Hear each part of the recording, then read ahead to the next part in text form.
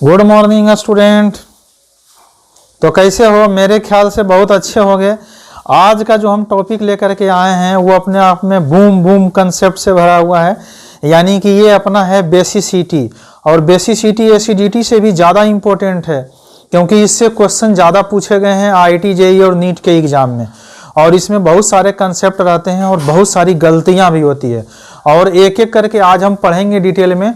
मगर पहले हम एक रिकैप बना दिए हैं ताकि आपको पता रहे कि इसके अंदर क्या क्या पढ़ना है। तो चलिए हम पहले वो बता देते हैं, फिर एक एक करके उस पर हम लोग क्वेश्चन करेंगे और कंसेप्ट समझेंगे, कहाँ एक्सेप्शन आएगा उसे समझेंगे, और कौन सी ट्रिक कहाँ लगानी है ये भी हम बताएंगे एक एक कंसेप्ट पर। तो चलिए पहले हम यहाँ से देख लेते हैं। जैसे देखिए क्या होता है, सबसे पहले आर्हेनियस कॉन्सेप्ट, ब्रोंस्टेड, लौरी और लुईस कॉन्सेप्ट। ये तीन ऐसे हैं जिससे ये देखा गया था कि हम लोग एसिडिटी और बेसिसिटी कैसे डिसाइड करते हैं। तो हम लोग डिटेल में पढ़ेंगे, मगर अभी थोड़ा सा बता देते हैं आपको। आर्हेनियस कॉन्सेप्ट बोलता है H+ पानी में लूज करेगा, H+ देगा तो एसिड है, वो H- देगा तो बेस है। ब्रोंस्टेड लौरी का कहना है कि H+ जो एक्सेप्ट करता है वो बेस है, और जो H+ डोनेट करेगा वो एसिड है। लुईस कॉन्सेप्ट का कहना था इलेक्ट्रॉन पेयर के बेसिस पर, यानी जो इलेक्ट्रॉन पेयर डोनेट करेगा वो हमारा बेस रहेगा, जो इलेक्ट्रॉन पेयर एक्सेप्ट करेगा वो हमारा एसिड रहेगा। नेक्स्ट अपने पास आता है कि ये तो हो गया स्टेबिलिटी के लिए। तो देखिए ये जो OH है वो तो हम लोग पढ़ते हैं इनऑर्गेनिक कंपाउंड में। आज जो पढ़ने वाले हैं जनरली वो अपने पास रहेगा क्या, ब्रोंस्टेड, लौरी और लुईस कॉन्सेप्ट। और डिटेल में हम इसे पढ़ा चुके हैं, तो वीडियो को स्किप मत कीजिएगा। एक एक चीज डिटेल में पढ़ाया हुआ है, आपको सारा चीज इस वीडियो के अंदर है, एक एक करके देखना है। यहाँ तो बस हम बता दे रहे हैं कि क्या क्या है इसके अंदर। उसके बाद क्या होता है कि सबसे पहले हम निकालते हैं स्टेबिलिटी ऑफ कंजुगेट एसिड। तो किसको कहते हैं वो डिटेल वीडियो में देखना है। उसके बाद अगर कोई मोर स्टेबल कंजुगेट एसिड हुआ तो वो मोर बेसिक होता है। और फिर अपने पास है कि मोर स्टेबल अगर कंपाउंड है, यहाँ ध्यान ये रखना है कंपाउंड का मतलब विदाउट प्रोटोनेशन, यानी अभी हम प्रोटॉन लिए नहीं हैं और तो भी उसकी स्टेबिलिटी बहुत ज़्यादा है, तो वो लेस बेसिक होता है।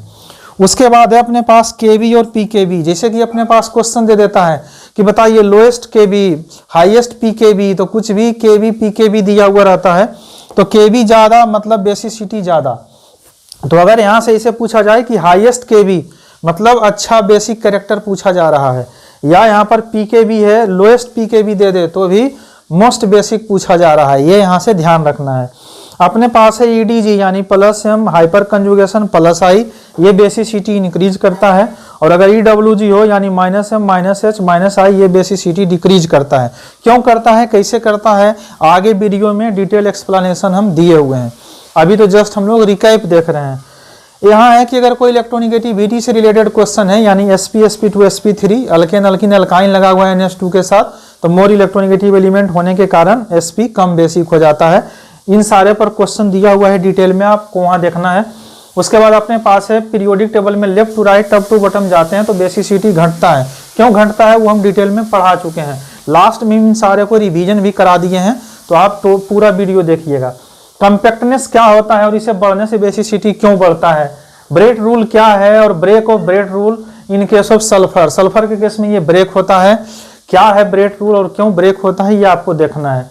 गैसियस फेज में बेसिसिटी हो जाता है 3 डिग्री 2 डिग्री 1 डिग्री, लेकिन एक्वस फेज में 2 केस बनते हैं। अगर इथाइल और एवावाल्काइल है तो 2 डिग्री 3 डिग्री 1 डिग्री हो जाता है, और मिथाइल के केस में 2 डिग्री 1 डिग्री और 3 डिग्री हो जाता है, और इस इफेक्ट को बोलते हैं सोल्वेशन इफेक्ट। और ये क्यों होता है ये हम डिटेल में बता चुके हैं। अगर चार्ज का क्वेश्चन रहा, खास करके निगेटिवली चार्ज, न्यूट्रल और पॉजिटिव, तो अगर कोई सेम एटम है और उस पर 3 तरह का एलिमेंट दिया हुआ है, तो निगेटिव चार्ज को पहले रखते हैं, फिर न्यूट्रल को, फिर पॉजिटिव को। ऐसा कहीं है वो वीडियो में आगे बताया हुआ है। उसके बाद मोस्ट VVI पार्ट, जो कि यहीं से हम वीडियो को स्टार्ट किए हैं, अपने पास है ऑर्थो इफेक्ट। ऑर्थो इफेक्ट आने के कारण बेसिसिटी डिक्रीज करता है, लेकिन अगर ऑर्थो इफेक्ट एक से ज्यादा स्ट्रक्चर दिया हुआ है और उसमें साइज बढ़ रहा हो तो बेसिसिटी बढ़ता है। लेकिन अगर कहीं अपने पास EDG और EWG का केस हो और दोनों में ही ऑर्थो इफेक्ट हो रहा हो तो EDG ज्यादा होगा EWG से। इस पर भी हम क्वेश्चन दे चुके हैं। SIP इफेक्ट पढ़ेंगे। SIP इफेक्ट के केस में हमारा बेसिसिटी घटने लगता है, और SIR इफेक्ट में यहाँ पर 3 चीज है। अगर -M रहा तो बढ़ने लगता है बेसिसिटी, अगर +M है तो घटने लगता है, अगर साइज बढ़ रहा है तो बेसिसिटी बढ़ता है। तो ये तीन चीज है, ऑर्थो पर लगाएंगे तो क्या होगा, पैरा पर लगाएंगे SIR तो क्या होगा, ये सारा हम क्वेश्चन में डिस्कस कर चुके हैं। यहाँ पर है आइसोलेटेड, कंजुगेटेड और एरोमेटिक, यानी कि इसकी स्टेबिलिटी ज़्यादा होती है इसलिए ये कम बेसिक होता है। पहले वैसा जो लोन पेयर फ्री हो, कहीं दान ना कर रहा हो, उसके बाद लेते हैं कंजुगेशन यानी जो रेजोनेंस में हो, उसके बाद लेते हैं एरोमेटिक। इस पर भी हमने क्वेश्चन दे रखा है, आप क्वेश्चन को देखिए ज़्यादा अच्छा समझ में आएगा। उसके बाद हम लिए आखिरी में डिफरेंट सब्सटीट्यूटेड एनिलीन है, यानी कि हम OCH3, methyl, OH, NH2, NO2, fluorine, chlorine, ये सब ऑर्थो, मेटा और पैरा पर लगा करके देखा गया है कि कब कौन ज़्यादा बेसिक होता है। तो देखिए हम वापस से बोल दे रहे हैं, एसिडिटी से ज़्यादा क्वेश्चन आता है बेसिसिटी में, और यहाँ पर टोटल अपने पास 21 टाइप के वेराइटी बने हुए हैं, और हमने इस वीडियो में इस 21 वेराइटी को अच्छे से एक्सप्लेन किया है, इस पर हमने क्वेश्चन दे रखा है। इस वीडियो को देखने के बाद आपको बेसिसिटी का कहीं से भी कोई बुक से क्वेश्चन लगाइएगा, इजीली हो जाएगा और कहीं से भी कुछ पढ़ने की ज़रूरत नहीं पड़ेगा। इसलिए आपको शुरू से लेकर के लास्ट तक इन वीडियो को देखना है। तो इसे आप देख लीजिए, हम यहाँ से स्टार्ट करते हैं। इसे आपको लिखना है तो लिख लीजिए, यहाँ से हम स्टार्ट करेंगे। तो देखिए आज हम लोग जो पढ़ने वाले हैं वो है अपना क्या, बेसिक स्ट्रेंथ। तो हम लोग सबसे बेसिक से स्टार्ट करते हैं, उसके बाद हम लोग अपर लेवल तक चले जाएंगे। जैसे कि क्या है कि अपने पास 3 तरह का कंसेप्ट यहाँ पर पढ़ना पड़ता है। एक कॉन्सेप्ट है आर्हेनियस कॉन्सेप्ट, दूसरा हम लोग यहाँ पर पढ़ते हैं ब्राउनस्टेट-लाउरी का, और तीसरा हम लोग पढ़ते हैं लुईस का कंसेप्ट। तो 3 तरह का कॉन्सेप्ट यहाँ पर दिया गया था एसिड और बेस के लिए। इसमें देखिए क्या है कि हम लोग आर्हेनियस बोला था, एसिड उसको कहेंगे जो H+ लूज करे, और बेस उसको बोलेंगे जो OH- लूज करे, मगर लूज कहाँ करे, तो H2O के अंदर। तो इसलिए इसमें पानी रहना जरूरी है, यानी कि मीडियम में क्या लिया गया है, वाटर को। तो देखिए यहाँ पर बहुत आसानी से हम कह सकते हैं एग्जाम्पल के तौर पे कि अगर हम यहाँ पर HCl ले लें तो HCl में क्या होगा, ये जो हाइड्रोजन है वो H+ लूज कर देगा। उसी तरह से मान लीजिए अगर हम यहाँ KOH ले लें तो हम इसे अगर ब्रेक करेंगे तो K+ और OH- में ब्रेक कर देंगे, यानी OH नेगेटिव यहाँ से लूज कर देगा। लेकिन ये सारा काम हम किसके अंदर करेंगे, पानी के अंदर, क्योंकि उसी में तो आयन ब्रेक होगा। और यहाँ हम लोग क्या करा देंगे कि H+ और Cl-। तो ये चीज़ें हैं। आज हमारा जो टॉपिक है वो है मेनली बेसिसिटी का, तो हम लोग उसके ऊपर फोकस करेंगे। लेकिन यहाँ जो हम लोग बेसिक स्ट्रेंथ पढ़ने वाले हैं वो जनरली हम लोग पढ़ रहे हैं ऑर्गेनिक कंपाउंड का, क्योंकि इनऑर्गेनिक कंपाउंड का कहीं ना कहीं हम लोग जनरली पढ़ लेते हैं कहाँ, आयनिक इक्विलिब्रियम में। अब देखिए यहाँ पर ब्राउनस्टेट और लाउरी को समझते हैं। तो ब्राउनस्टेट-लाउरी में क्या होता है, ये प्रोटॉन के बेसिस पर दिया गया था, और हम प्रोटॉन बोलते हैं किसको, H+ को। अब ये H+ के बेसिस पर यहाँ पर ब्राउनस्टेट और लुईस का था, वो था अपना इलेक्ट्रॉन पेयर के बेसिस पर। तो देखिए हम बेस बोलते हैं हाइड्रोजन यानी कि प्रोटॉन एक्सेप्टर को, जो एक्सेप्ट करे। तो हम यहाँ लिख देते हैं एक्सेप्टर को हम लोग बोलेंगे क्या, बेस। और अगर एसिड पढ़ने का मन है तो हम लोग यहाँ बोलेंगे H प्रोटॉन डोनेट करने वाला। तो जो ग्रुप डोनेट करता है उसको बोलते हैं हम लोग एसिड, और जो एक्सेप्ट करेगा उसको हम लोग बोलेंगे क्या, बेस। और ये है इलेक्ट्रॉन पेयर, अगर हम डोनर करें तो ये हो जाता है बेस, और अगर हम इलेक्ट्रॉन पेयर एक्सेप्टर करें तो एक्सेप्ट करता है कौन, एसिड। तो ये तीनों देखिए अपने पास है। हम यहाँ एग्जाम्पल दोनों का ले लेते हैं। जैसे कि यहाँ क्या होता है, मान लीजिए अपने पास BF3 है, तो BF3 का ऑक्टेट कंप्लीट नहीं है, और यहाँ मान लीजिए अपने पास क्या है, अमोनिया है। तो इस अमोनिया के इलेक्ट्रॉन पेयर को हम इसे दे दें तो हम इस केस में ये हमारा हो जाएगा क्या, लुईस के हिसाब से ये हो जाएगा बेस, और ये हो जाएगा क्या, एसिड। और अगर हम ब्राउनस्टेट-लाउरी की बात करें, यानी H+ लेने देने की कहानी चल रही है, तो देखिए यहाँ पर हम लोग ले लेते हैं मान लीजिए कि यहाँ पर एक ग्रुप ले लेते हैं हम ऐसे NH2 और इसको पानी में घोला जाता है, ये है HOH। तो ये अपना लोन पेयर से ये ले ले, क्योंकि ये तो निगेटिवली चार्ज है H प्लस OH माइनस का। तो ये यहाँ से ले करके बन जाएगा क्या, NH3 पॉजिटिव। तो ये यहाँ कहला जाएगा बेस और ये कहला जाएगा एसिड। तो मेरे ख्याल से ये बेसिक चीज़ था, हम एक बार फिर से रिपीट कर देते हैं। H प्लस कोई लूज कर रहा हो तो एसिड है, OH माइनस लूज कर रहा हो तो बेस है, लेकिन ये काम होना चाहिए कहाँ, पानी के अंदर। दूसरा क्या है, ब्राउनस्टेड क्या दिया था कि H प्लस यानी प्रोटॉन नाम दिया एक्सेप्टर, जो एक्सेप्ट करेगा उसको हम लोग बेस बोलेंगे, और H प्लस डोनर यानी कि जो प्रोटॉन डोनेट करेगा उसको हम लोग एसिड बोलेंगे। और ये काम भी हुआ था किसके अंदर, तो मीडियम में था यहाँ भी क्या, H2O। तो इन दोनों में देखिए मीडियम दिया हुआ है, लेकिन तीसरा वाला में यानी लुईस कंसेप्ट में कोई मीडियम का जरूरत नहीं है, नो मीडियम इज रिक्वायर्ड, ये यहाँ से ध्यान में रखना है। अब देखिए यहाँ पर हम लोग आ जाते हैं ब्राउनस्टेड लौरी में। तो H प्लस एक्सेप्टर, यहाँ पर NH2 है, लोन पेयर हाइड्रोजन को एक्सेप्ट कर ले रहा है, तो इस बेसिस पर हम इसको बोल रहे हैं क्या, बेस। और यहाँ पर क्या है कि H2O है, ये दे रहा है, तो देने के बेसिस पर H प्लस दे रहा है, इसलिए हम इसको बोलते हैं क्या, एसिड। और इसमें भी मीडियम में वाटर होना जरूरी है, तो वाटर के साथ ही रिएक्शन हो रहा है। इसमें देखिए क्या है, इलेक्ट्रॉन पेयर के बेसिस पर है, यानी कि काम तो हाइड्रोजन का ही हो रहा है, लेकिन यहाँ इलेक्ट्रॉन पेयर के बेसिस पर। तो देखिए यहाँ पर क्या है, इलेक्ट्रॉन पेयर है, और यहाँ हाइड्रोजन लेने देने से कोई मतलब नहीं है। यहाँ हम लोग बात कर रहे हैं किस पर, इलेक्ट्रॉन पेयर पे। तो जो इलेक्ट्रॉन पेयर डोनेट कर दे उसको हम लोग बोल देंगे बेस, और जो इलेक्ट्रॉन पेयर एक्सेप्ट कर ले उसको हम लोग बोल देते हैं क्या, एसिड। तो इसलिए यहाँ पर क्या हो रहा है, नाइट्रोजन अपना इलेक्ट्रॉन पेयर बोरोन को दे रहा है, तो ये कहला गया बेस, और ये ले रहा है तो ये कहला गया क्या, एसिड। यहाँ से बेसिक क्वेश्चन पूछे जाते हैं। तो देखिए अब यहाँ पर क्या है, अगर हम ऑर्गेनिक कंपाउंड की बात करें, जैसे कि आपको ये दे देगा और पूछा जाएगा कि बताइए इनमें से कौन अप्लाई हो रहा है, तो इनमें से OH का तो कहीं कहानी है नहीं, क्या हो रहा है, ब्राउनस्टेड लौरी का काम चल रहा है वहाँ पे। और अगर इसकी बात करें तो लुईस का कंसेप्ट हो रहा है, तो इसलिए कभी कभी Lewis base, Lewis acid, Bronsted acid, Bronsted base, ऐसे नाम दे करके पूछ लिया जाता है। तो ये देखिए बेसिक था समझने के लिए तीनों पार्ट को। अब यहाँ के बाद हम चलने वाले हैं सबसे अच्छा कॉन्सेप्ट जो बार बार एग्जाम में पूछा जाता है, वो क्या है, अपना है ऑर्थो इफेक्ट।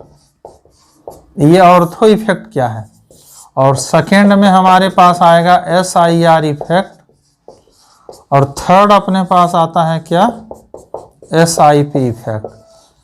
ये तीनों इफेक्ट काफ़ी पूछे जाते हैं, और अपने पास है सोल्वेशन इफेक्ट। तो अब हम एक एक करके इन चारों इफेक्ट को देखेंगे।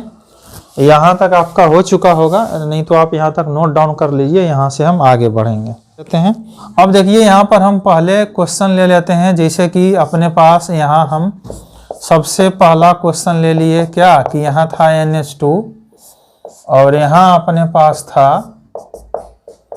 NH2, मगर यहाँ ग्रुप लगा हुआ था मिथाइल, इथाइल, कोई भी अल्काइल, OCH3 OR यानी कि OCH3 ये सब रहता है। अच्छा, दो बार ये लिखा गया, तो मिथोक्सी, इथोक्सी, अल्कोक्सी कुछ भी हो सकता है। यहाँ है क्या, नाइट्रो। तो अपना क्या हो गया था ये, और सेकेंड में अपने पास यहाँ क्या था कि यहाँ है NH2, यहाँ है NH2, मगर इसमें क्या है कि हम OH या NH2 ले लिए हैं, तो ये ऐसे हो जाता है। और ऐसा इसलिए हुआ था, किस वजह से हुआ था, हाइड्रोजन बॉन्डिंग के कारण ये ऑर्डर उल्टा हो गया था। और ये अपना काम चल रहा है किसका, ऑर्थो इफेक्ट का। तो यहाँ हम स्टार लगा दे रहे हैं, यहाँ सावधान रहना है। अच्छा, यहाँ के बाद हम आते हैं, ऑर्थो से ही मिलता जुलता काम चलेगा। अब देखिए यहाँ पर क्या है कि हमने जो यहाँ OH लिया था, यहाँ हम NH2 ले लेते हैं, और यहाँ भी हम NH2 कर देते हैं, यहाँ भी हम NH2 ले लेते हैं और एक और हम NH2 ले लेते हैं। अब देखिए यहाँ हम क्या करते हैं, इसे हम नॉर्मल रखते हैं, यहाँ एक मिथाइल लगा लेते हैं, यहाँ पर हम 2 लगा देते हैं और यहाँ पर हम जरा और बल्कि कर देते हैं। तो देखिए इन सारे केस में क्या हो रहा है, यहाँ तो कोई ग्रुप लगा हुआ नहीं है, यहाँ हम लोग एक ग्रुप लगाए हैं, यहाँ हम लोग 2 लगाए हैं और यहाँ हम लोग ऐसे किए हैं। तो अब यहाँ से क्या होगा कि इन दोनों में अगर चेक करें ऑर्थो इफेक्ट को, तो अभी अभी हम पढ़े हैं कि इन दोनों में इसका बेसिसिटी ज़्यादा हो जाता है। अब क्या होता है कि हम यहाँ पर 2 ग्रुप लगाए हुए हैं और यहाँ पर इस तरीके से मतलब हम स्टेरिक हिंड्रेंस बढ़ाते जा रहे हैं। तो हम जितना ज़्यादा स्टेरिक हिंड्रेंस बढ़ाते जाएंगे यहाँ पर, तो स्टेरिक हिंड्रेंस बढ़ने के कारण इन दोनों में तो प्रॉब्लम होना शुरू हो जाएगा।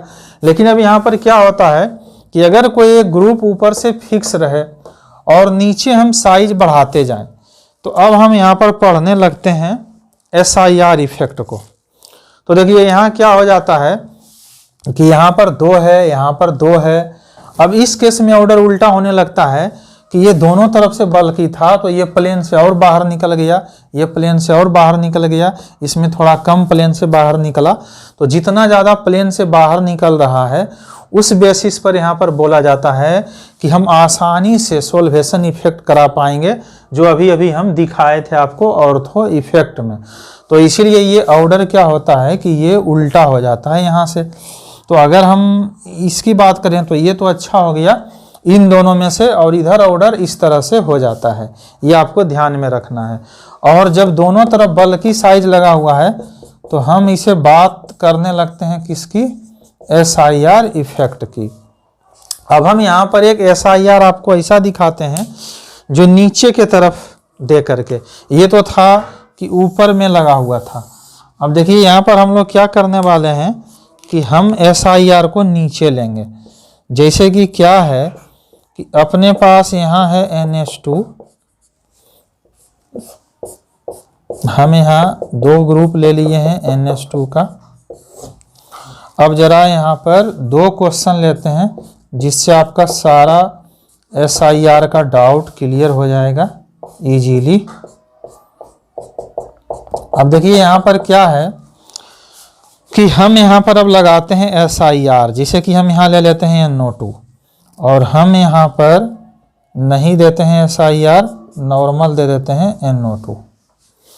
और यहाँ क्या करते हैं, एक ग्रुप में हम लोग लगा लेते हैं OCH3 और यहाँ हम लोग ऐसे ही छोड़ देते हैं OCH3 को। अब ये काफ़ी इम्पोर्टेंट क्वेश्चन है, बहुत बार एग्जाम में आया हुआ है, तो आप ज़रा यहाँ पर फोकस कीजिए। इसमें हम लोग ऑब्जर्व करेंगे SIR यानी steric inhibition of resonance. Ortho में भी क्या होता है कि रेजोनेंस काम नहीं करता है और यहाँ भी है कि रेजोनेंस काम नहीं करता है, दोनों ही चीज़ है। और SIP में होता है स्टेरिक इनहिबिशन ऑफ प्रोटोनेशन, यानी कि ये जो नाइट्रोजन है वो H+ लेने में कहीं ना कहीं डिफिकल्टी महसूस करता है। अब चलिए इसको हम लोग पढ़ते हैं। अब ये दोनों ग्रुप आने के कारण ये जो नाइट्रोजन है यानी NO2 ये प्लेन से बाहर चला जाता है। डिटेल में हम ऑर्थो इफेक्ट एसिडिटी में एक्सप्लेन कर चुके हैं और SIR तो आप वहाँ देख सकते हैं। यहाँ हम लोग डायरेक्ट काम करते हैं। ये देखिए क्या है, हम ऐसे लिखते हैं कि इस केस में SIR है, इस केस में SIR नहीं है। SIR होने के कारण ये जो NO2 है वो रेजोनेंस में नहीं जा पाता है, यानी जो इसका इफेक्ट है इस NO2 का कौन सा इफेक्ट होगा, -M और -I। तो -M ये शो नहीं कर पाएगा, किसके वजह से, SIR के वजह से, लेकिन -I शो करेगा। यहाँ पर क्या है कि ये -M भी है -I भी है, SIR नहीं हुआ इसलिए ये दोनों शो करेगा। तो अब देखिए यहाँ पर क्या है कि इतना एरिया तो सेम है, NH2 का जो लोन पेयर का डोनेशन है वो तो दोनों में सेम है। अब हम लोग यहाँ से बात करेंगे कि -M तो काम किया नहीं, -I काम किया, साथ में यहाँ पर +I भी है इंडक्टिव इफेक्ट, तो दोनों को मिला करके कहीं ना कहीं इससे ये अच्छा बेस बन जाता है, क्योंकि एक तो इसमें प्लस आई भी नहीं है, दूसरा उससे ज़्यादा इम्पोर्टेंट है कि यहाँ पर माइनस एम काम कर रहा है। तो माइनस आई तो दोनों में बराबर है और यहाँ माइनस एम काम किया नहीं, और हम जानते हैं कि रेजोनेंस का पावर इंडक्टिव इफेक्ट से ज़्यादा होता है, तो यहाँ माइनस एम ऑपरेट होने के कारण इसकी बेसिसिटी कम हो जाती है और इसकी बेसिसिटी ज़्यादा हो जाती है। ये है अपना SIR इफेक्ट। अब यहाँ पर देखिए OCS3 है, तो हम जानते हैं कि यहाँ फिर से हम लिखने वाले हैं कि यहाँ SIR काम कर रहा है, यहाँ SIR काम नहीं कर रहा है। SIR काम करने के वजह से ये क्या शो करता है, प्लस एम शो करेगा, साथ में माइनस आई, और ये भी है क्या, प्लस एम और माइनस आई। तो देखिए यहाँ पर SIR यानी steric inhibition of resonance, resonance काम नहीं कर पाता है ये बल्कि ग्रुप होने के कारण। यहाँ भी सेम था, तो बल्कि ग्रुप होने के कारण रेजोनेंस काम नहीं करता है, चूंकि दोनों अलग अलग प्लेन में हो जाते हैं। रेजोनेंस काम करने के लिए एक प्लेन में होना जरूरी है, ये हम GOC रेजोनेंस खींचते समय पढ़ा चुके हैं, आप चाहें तो वहाँ जाके डिटेल में देख सकते हैं। यहाँ सिर्फ ये दिमाग में रखना है कि रेजोनेंस तब हो पाता है जब चीज़ें एक प्लेन में हो, और ये एक प्लेन में नहीं है, इसलिए यहाँ पर रेजोनेंस काम नहीं करेगा। क्यों एक प्लेन में नहीं है, क्योंकि बल की साइज होने के कारण कहीं ना कहीं अपना प्लेन चेंज कर लेता है अपने आप को एडजस्ट करने के लिए। जैसे मान लीजिए आप भीड़ भाड़ वाले ट्रेन में चढ़े हुए हैं और वहाँ धक्का मुक्की चल रहा हो, तो अपने आप को एडजस्ट करने के लिए आप किसी भी तरीके से मुड़ जाते हैं ताकि हम वहाँ एडजस्ट हो सकें। सेम कहानी यहाँ है कि अगर ये नहीं है तो ये इजीली था, लेकिन दोनों साइड से बल की ग्रुप आने के कारण कहीं ना कहीं से डिफिकल्टी होता है अपने आप को एडजस्ट करने के लिए, तो NO2 अपना प्लेन चेंज कर लेता है। क्योंकि ये तो अपना प्लेन चेंज कर नहीं सकते क्योंकि ये एक रिंग में है, तो इसलिए ये अपना प्लेन चेंज कर लेता है। प्लेन चेंज करने के कारण ये इसके साथ रेजोनेंस में नहीं जा पाता है, ये रीजन है। तो यहाँ से शॉर्टकट में ये याद रखना है कि जब कभी भी ऑर्थो इफेक्ट हो और SIR हो तो दोनों का मतलब सेम है कि रेजोनेंस तो काम नहीं करेगा, बाकी सारे इफेक्ट काम करते हैं। तो यहाँ रेजोनेंस काम नहीं करेगा, इसलिए यहाँ पर सिर्फ हो पाता है माइनस आई, और यहाँ रेजोनेंस काम कर रहा है तो माइनस एम माइनस आई दोनों। तो यहाँ भी सेम है, SIR काम कर रहा है तो यहाँ पर प्लस एम ये शो नहीं करेगा लेकिन माइनस आई शो करेगा, और यहाँ SIR काम नहीं कर रहा है तो प्लस एम और माइनस आई दोनों शो करेगा। अब यहाँ पर देखिए क्या है, माइनस आई तो दोनों में बराबर है, यहाँ प्लस एम नहीं है लेकिन यहाँ प्लस एम शो कर रहा है OCH3, तो शो कर रहा है। यहाँ पर सिर्फ ये प्लस आई शो करता है, और हम जानते हैं कि इंडक्टिव इफेक्ट से ज़्यादा पावर होता है रेजोनेंस का, इसलिए ये ऑर्डर ऐसे हो जाता है। तो यहाँ पर कभी भी रट्टा मार के नहीं रखना है। SIR के केस में, SIR के केस में बढ़ता भी है घटता भी है। अगर हम ट्रिक की बात करें तो यहाँ ध्यान ये रखना है, उल्टा हो जाता है कि अगर अपने पास माइनस एम ग्रुप लगा हुआ है तो माइनस एम में अगर काम कर रहा हो SIR तो कम हो जाता है, और अगर अपने पास प्लस एम है ग्रुप यहाँ पर तो अपने पास अगर ऑर्थो काम ये SIR ना हो तो ही ज़्यादा होता है। हम इधर लिख देते हैं आपको शॉर्टकट। देखिए शॉर्टकट क्या रहा कि अगर ऑर्थो इफेक्ट है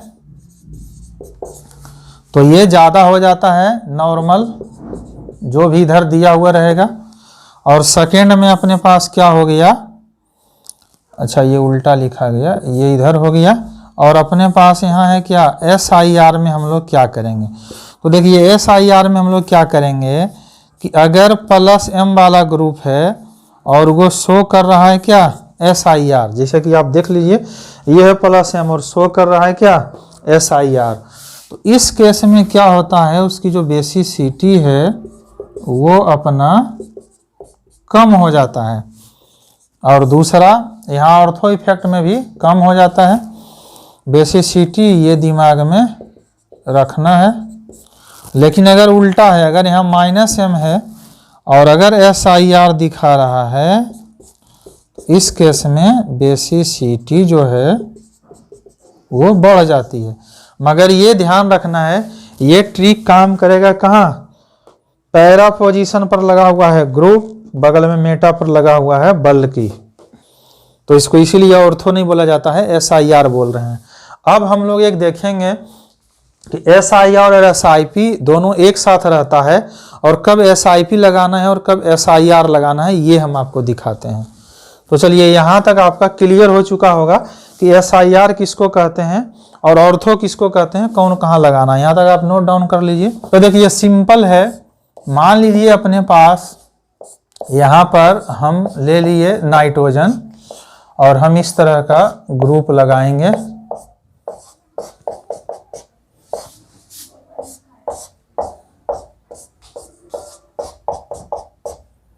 दो मिथाइल लगा दिए हैं। अब देखिए यहाँ हम चेंज करते जाते हैं, जैसे कि यहाँ हम लोग एक ले लिए इस तरह से कि सपोज कीजिए हम ऐसे कर लेते हैं, और इस वाले में हम चेंज कर लेते हैं, दो लगा लेते हैं, और मान लीजिए हम यहाँ पे दो लगा लेते हैं। तो अब देखिए यहाँ पर क्या होता है, हम SIR तो समझ गए हैं, स्टेरिक इनहिबिशन ऑफ रेजोनेंस, यानी रेजोनेंस को रुकना। क्यों रुकता है, तो बल्कि साइज होने के कारण प्लेन चेंज हो जाता है, इसलिए रेजोनेंस काम नहीं करता है। SIP क्या है, स्टेरिक इनहिबिशन ऑफ प्रोटॉन, यानी कि ये जो नाइट्रोजन है ये अपना लोन पेयर से H+ लेने जाएगा वाटर से। तो H+ लेने जाएगा तो जितना कम साइज इसके पास उपलब्ध रहेगा, यानी बल्कि ग्रुप ना हो, उतनी आसानी से वो जा करके H+ को लेगा। तो H+ को एक्सेप्ट करने में इसको अगर किसी भी तरह का रुकावट महसूस हो रहा हो, उसी को बोला जाता है SIP इफेक्ट, यानी steric inhibition of protonation. Protonation करने में अगर ये डिफिकल्टी महसूस कर रहा है तो उसको हम बोलते हैं SIP। अब ये डिफिकल्टी महसूस कब करेगा, जब इसके पास बल्कि ग्रुप लगे हुए रहेंगे। तो चलिए एक एक करके हम यहाँ पर सीख लेते हैं कि कब लगाएंगे SIP के थ्रू आंसर देना है और कब अपने को SIR के थ्रू आंसर देना है। तो हम देखिए यहाँ पर जानबूझ करके दो क्वेश्चन लेते हैं, जिससे आपका कोई भी क्वेश्चन यहाँ से बनाएंगे तो इजीली लग जाएगा बिना किसी टेंशन के। तो हम लोग यहाँ पर इस तरीके से एक क्वेश्चन ले लिए हैं।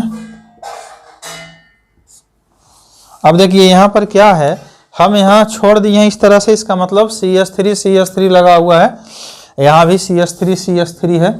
यहाँ देखिए हम CH3 यहाँ CH3 है, मगर यहाँ पर दो कार्बन है, इथाइल ले लिए, और यहाँ देखिए 3 कार्बन ले लिए हैं। मान लीजिए 2 या 3 कुछ भी रख सकते हैं, इधर भी 3 ले लेते हैं, मतलब हम बल्कि साइज बढ़ाते जा रहे हैं। अब हम नीचे क्या करते हैं कि यहाँ पे हम इस तरीके से लगा देते हैं। अब देखिए जब भी क्वेश्चन आता है तो क्वेश्चन में ध्यान रखना है, ग्रुप लगाने का 2 पोजीशन है, एक नाइट्रोजन में जो भी ग्रुप लगा हुआ रहेगा और एक ऑर्थो पोजीशन पर ग्रुप लगा हुआ रहेगा। तो जनरली जब क्वेश्चन दिया जाता है तो दोनों में से किसी एक को फिक्स किया जाता है। तो आपको चेक कर लेना है कि फिक्स कौन है और वेरिएबल कौन है, यानी कौन ऐसा है जो चेंज नहीं हो रहा है, कौन ऐसा है जो चेंज हो रहा है। तो इस क्वेश्चन में आप ध्यान से देखिए, ये ग्रुप फिक्स है, इसमें कोई चेंज नहीं आया है, और जो SIP है वो ऊपर लगता है और जो SIR है वो नीचे लगता है। तो इसलिए ये जो तीनों ग्रुप है, ऊपर में काम करेगा क्या, SIP, और नीचे काम करता है SIR। तो जो ग्रुप फिक्स है उसे फिक्स छोड़ दीजिए, यानी यहाँ SIP लगाने की जरूरत नहीं है, यहाँ काम करेगा कौन, SIR। अब इनमें हम आ जाते हैं, इनमें देखिए ये फिक्स नहीं है, वेरिएबल है, जबकि ये देखिए फिक्स है, ये दोनों पर सेम ग्रुप लगा हुआ है। तो ये हमारा फिक्स है, और हम बता चुके हैं कि ऊपर लगेगा SIP और नीचे लगेगा SIR, क्योंकि स्टेरिक इनहिबिशन ऑफ रेजोनेंस, यानी ये जो ग्रुप लगा हुआ है उसके वजह से रिंग से रेजोनेंस ऊपर नहीं जा रहा है। तो रिंग में जो ग्रुप लगे हुए हैं वो दिखाएगा क्या, SIR। और स्टेरिक इनहिबिशन ऑफ प्रोटॉन, यानी प्रोटोनेशन करने के लिए इसका लोन पेयर कहीं जाएगा तो पानी से H+ खींचेगा, तो इसलिए प्रोटोनेशन दिखाने वाला ग्रुप तो नाइट्रोजन है। तो इसीलिए क्या होता है कि SIP ऊपर और SIR नीचे, ये तो पहले कंफर्म हो गया। अब यहाँ पर क्या है कि इसे प्रोटॉन लेने नहीं दे रहा है, तो क्या होता है कि प्रोटॉन नहीं लेने के वजह से या डिफिकल्टी होने के वजह से बेसिसिटी कम हो जाता है। लेकिन अगर SIR बढ़ रहा हो तो उस केस में बेसिसिटी हमारा अच्छा हो जाता है। तो दोनों ही उल्टा है और दोनों साथ साथ है, तो कब किसे लगाना है, इसीलिए यहाँ से क्वेश्चन गलत हो जाता है। तो आपको ध्यान रखना है जो फिक्स है उसे नहीं लगाना है, और जो फिक्स नहीं है यानी वेरिएबल है, चेंज हो रहा है, उसे लगाना है। तो अब देखिए यहाँ पर दोनों में हम क्लियर कर दिए। ऊपर में SIP फिक्स नहीं है इसलिए हम SIP लगाएंगे, जबकि यहाँ SIR का ग्रुप फिक्स है इसलिए हम यहाँ पर SIR नहीं सोचेंगे। अब हम क्वेश्चन बनाते हैं, क्योंकि पहले इफेक्ट जानना जरूरी है और किसे लगाएंगे ये जानना जरूरी है, आंसर तो फिर आएगा ही। तो देखिए यहाँ से आप समझ चुके होंगे। अब हम लोग क्वेश्चन बनाते हैं। तो अब यहाँ से क्या है, आपको पता है कि यहाँ पर बल की साइज बढ़ते जा रहा है, और अभी अभी हम क्वेश्चन किए थे कि जितना अच्छा काम कर रहा हो SIR बेसिसिटी उतना ही अच्छा होता है। तो इसीलिए अब अपने पास ये ऑर्डर हो जाएगा किस तरह से, इस तरह से। अब यहाँ पर हम आ जाते हैं नीचे में। तो हमारा जो है SIR ये तो हमारा फिक्स है तो काम नहीं करेगा। अब हमको लगाना है क्या, SIP। अब SIP में क्या होता है, ये छोटे छोटे साइज हैं, इजीली जाकर के प्रोटोनेशन कर लेंगे। यहाँ पर क्या है, एक साइड बल्कि ग्रुप है और यहाँ क्या है, दोनों ही साइड बल्कि ग्रुप है, तो कहीं ना कहीं से प्रोटोनेशन करने में डिफिकल्टी होता है। तो इसलिए ये जो ऑर्डर है वो ऐसे हो जाता है। हम वापस से एक बार समझा दे रहे हैं क्योंकि ये ज़्यादा इंपॉर्टेंट है और बच्चे यहाँ पर गलती बहुत करते हैं। देखिए सबसे पहले आप ये समझिए कि SIP क्या होता है। तो ये है स्टेरिक इनहिबिशन ऑफ प्रोटोनेशन, यानी प्रोटोनेशन करने में डिफिकल्टी हो, और ये डिफिकल्टी होता है बल्कि ग्रुप बढ़ने के कारण, और अगर डिफिकल्टी हो रहा है तो बेसिसिटी कम हो जाता है। और यहाँ पर क्या है, SIR इफेक्ट है। SIR का मतलब होता है स्टेरिक इनहिबिशन ऑफ रेजोनेंस, यानी कि रेजोनेंस काम नहीं करेगा, रेजोनेंस में डिफिकल्टी होगा। और हमको यही चाहिए कि रेजोनेंस काम नहीं करेगा तो हम बहुत आसानी से नाइट्रोजन को प्रोटोनेट करवा पाएंगे। ये हम ऑर्थो इफेक्ट में आपको समझा चुके हैं। मतलब ये जस्ट लाइक ऑर्थो इफेक्ट ही है। SIR सिर्फ नाम इसलिए दिया जाता है कि ऑर्थो इफेक्ट सिर्फ ऑर्थो पोजीशन पर काम करता है, लेकिन SIR इफेक्ट ऑर्थो पर भी काम कर रहा है। और अभी अभी हम दिखाए थे पैरा पर भी लगा करके नीचे ग्रुप, जो हम लोग NO2 और OCH3 देखे थे। और SIR इफेक्ट सिर्फ एसिड बेस के लिए ही नहीं है, हम लोग दूसरे जगह भी पढ़ते हैं, जैसे लिविंग ग्रुप टेंडेंसी, आयोडीन निकल रहा हो इजीली, वो हम आगे आपको और दिखाएंगे। और भी जगह लगाते हैं SIR, मगर ऑर्थो सिर्फ और सिर्फ एसिड और बेस के ही केस में पढ़ते हैं। तो देखिए यहाँ पर दोनों इफेक्ट समझ में आ गया। अब हम इधर शॉर्टकट आपको लिख देते हैं कि कौन कहाँ लगाना है। तो देखिए दो चीज है, हमारे पास है एक SIP और एक है हमारे पास SIR और एक है हमारे पास बेसिसिटी। तीनों में क्या होगा, तो सबसे पहले SIP दिमाग में रखना है कि ये लगता है किसके ऊपर, नाइट्रोजन के ऊपर। SIR जो है वो बेंजीन रिंग में लगता है, इसको ऊपर से कोई मतलब नहीं है।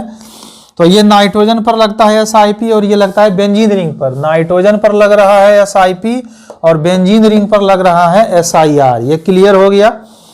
अब यहाँ पर क्या है कि SIP में अगर बल्कीनेस बढ़ रहा हो, या हम इसके पहले ऐसा कर लेते हैं कि अगर SIP फिक्स्ड हो और SIR लग रहा हो, और एक केस ले लेते हैं हम कि SIP लग रहा हो और SIR फिक्स हो, तो दोनों ही केस में क्या होगा, अगर SIP फिक्स है और SIR लग रहा है, जो कि देखिए इस केस में था SIP फिक्स है और SIR लग रहा है, तो अगर SIR लग रहा है तो बेसिसिटी क्या होगा, इंक्रीज। कैसे इंक्रीज, तो यहाँ पर अल्काइल पार्ट बढ़ेगा और बेसिसिटी बढ़ेगा। तो हम यहाँ लिख लेते हैं इसे करके, अल्काइल पार्ट का बढ़ना और बेसिसिटी का बढ़ना, ये हो गया इस केस में। तो SIP SR बेसिसिटी काम करता है रिंग के ऊपर में यानी नाइट्रोजन में, और ये बेंजीन रिंग में। ये फिक्स्ड है और ये वेरिएबल है, तो बेसिसिटी बढ़ेगा कब, जब अल्काइल पार्ट हम बढ़ाएंगे, यानी कि साइज बढ़ेगा तो बेसिसिटी बढ़ेगा। और यहाँ पर देखिए क्या है, SIP हमारा काम कर रहा है, SIR क्लोज है इस केस में, क्योंकि SIR में क्या हो गया, फिक्स हो गया साइज, तो साइज फिक्स है तो SIR काम नहीं करेगा, SIP काम कर रहा है। और अगर SIP काम कर रहा है तो बेसिसिटी यहाँ पर कम हो जाएगा और यहाँ हम लिख रहे हैं कि अल्काइल पार्ट हम बढ़ाएंगे। ठीक है, जैसे जैसे अल्काइल पार्ट बढ़ते जाता है वैसे वैसे बेसिसिटी कम होते जाता है। जैसे जैसे अल्काइल पार्ट बढ़ते जाता है वैसे वैसे बेसिसिटी बढ़ते जाता है। तो यहाँ से शॉर्टकट दिमाग में ये रखना है, अल्काइल पार्ट के केस में SIP काम कर रहा है, अल्काइल पार्ट बढ़ रहा है, बेसिसिटी कम होगा। SIR काम कर रहा है, अल्काइल पार्ट बढ़ रहा है, बेसिसिटी बढ़ेगा। और कब काम करेगा कब नहीं करेगा, तो जो चीज़ें फिक्स है वो काम नहीं करेगा और जो चेंज होते जाएगा उसे लगाना है।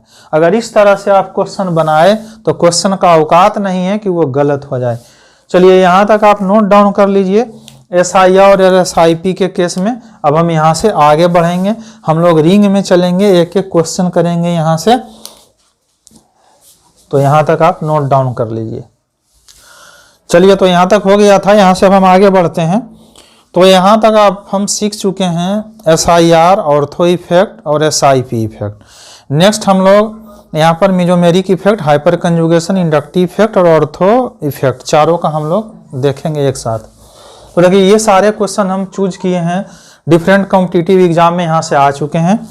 यहाँ पर हमको सबसे पहले सारे का इफेक्ट पता होना चाहिए, तभी क्वेश्चन बन पाता है। अगर आपको इफेक्ट में दिक्कत है तो आप पहले जाकर के रेजोनेंस और हाइपर कंजुगेशन देख लीजिए, ज़्यादा अच्छे से समझ में आएगा।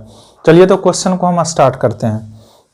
हाँ देखिए यहाँ पर क्या है, अगर हम यहाँ इफेक्ट की बात करें तो हमको यहाँ काम कर रहा है कौन, हाइपर कंजुगेशन प्लस आई, ये दो इफेक्ट यहाँ लग रहा है। साथ साथ यहाँ पर काम कर रहा है कौन, ऑर्थो इफेक्ट। यहाँ पर हम एक चीज क्लियर कर देते हैं, एसिडिटी के केस में क्या होता था कि ऑलवेज ऑर्थो इफेक्ट को हम लोग सबसे पहले लेते थे। यहाँ ये सही है कि इन दोनों को अगर हम कंपैरिजन करेंगे तो इससे ज़्यादा अच्छा बेस ये है, लेकिन ऐसा बिल्कुल नहीं कह सकते कि ये सारा से अच्छा हो जाए, मतलब ये सबसे खराब हो जाए, ये हर केस में पॉसिबिलिटी नहीं है। तो यहाँ पर ये दिमाग में रखना है कि ये जो ऑर्थो इफेक्ट है, जब कभी भी रिंग का क्वेश्चन हो, क्वेश्चन लगाते समय अगर सिर्फ दो ग्रुप दिया हुआ है तब तो कोई टेंशन ही नहीं है, जो ऑर्थो है उसका इफेक्ट कम हो जाता है और इसको हम कर देंगे सबसे अच्छा, जो हम लोग पढ़ चुके हैं।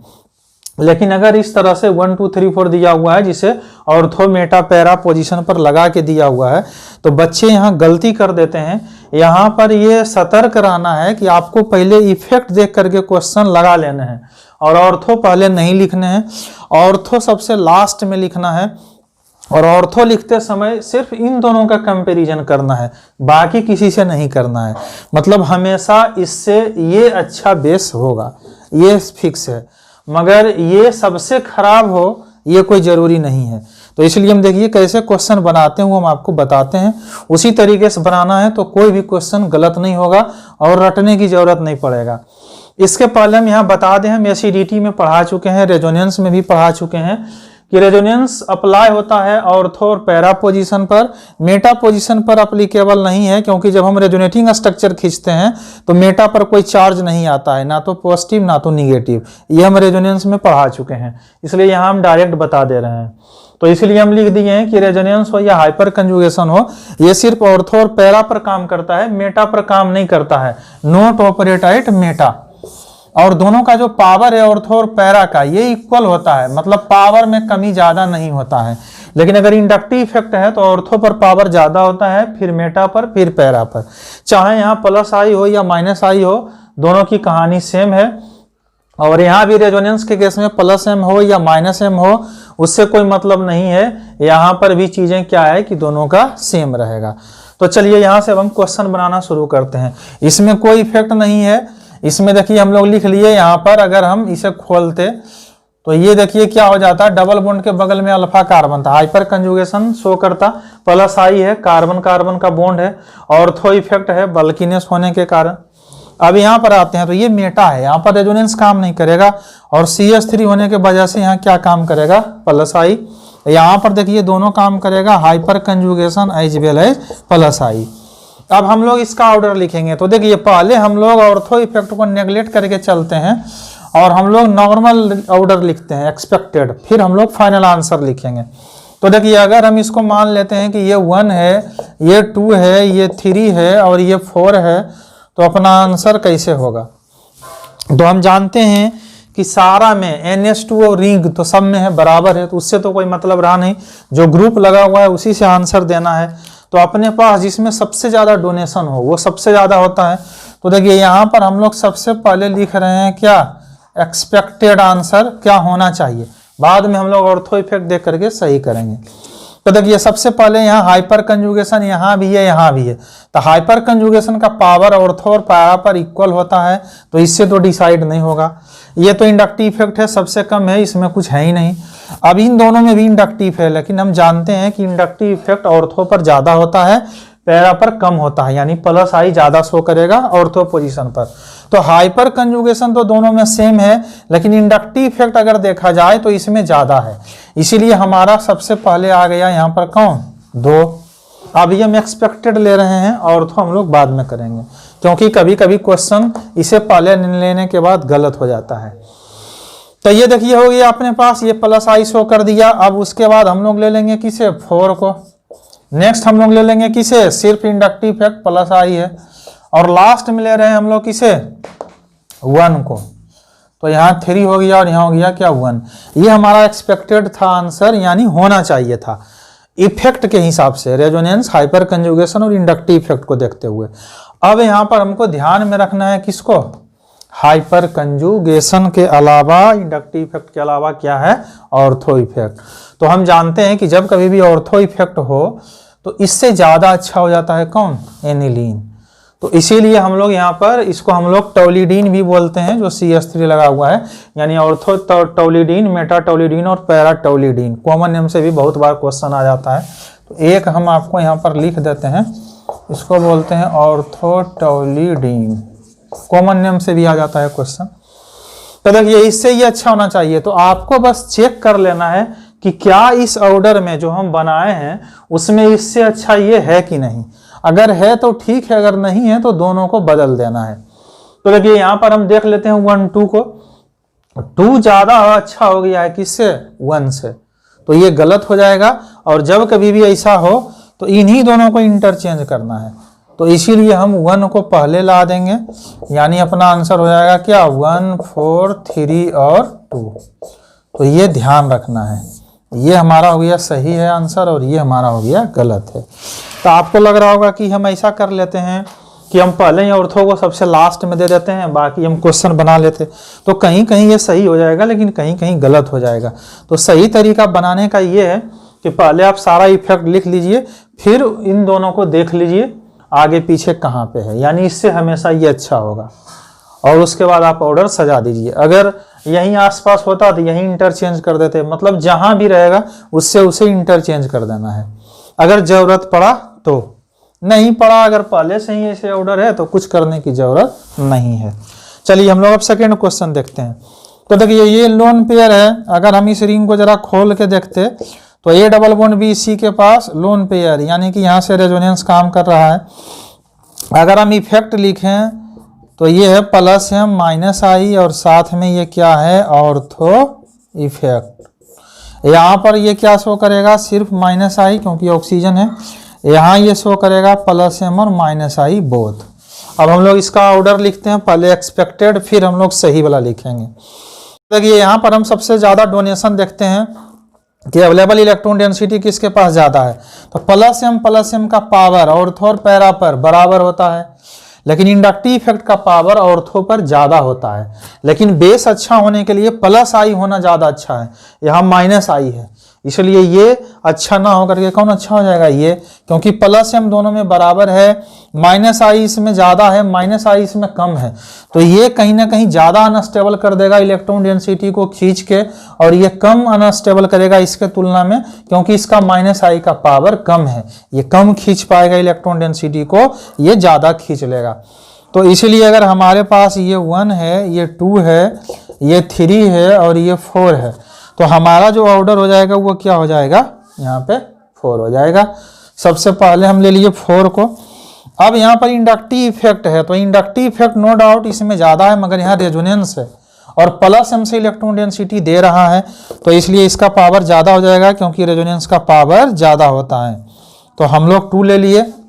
अब अगर इन दोनों में तुलना करेंगे तो यहाँ पर देखिए क्या है कि हमारे पास कुछ नहीं है, लेकिन यहाँ -I है, खींचने वाला ग्रुप, यहाँ EDG है, तो इसलिए हम पहले EDG ले लिए, लास्ट में हम किसको कर दिए EWG को। तो ये हमारा एक्सपेक्टेड था। अब हम लोग देखेंगे किसको, ऑर्थो इफेक्ट को, यानी इससे ये हमेशा अच्छा होना चाहिए, यानी यहाँ पर 1 अच्छा हो 2 से, अगर है तो ठीक है, नहीं तो है तो इंटरचेंज करना होगा।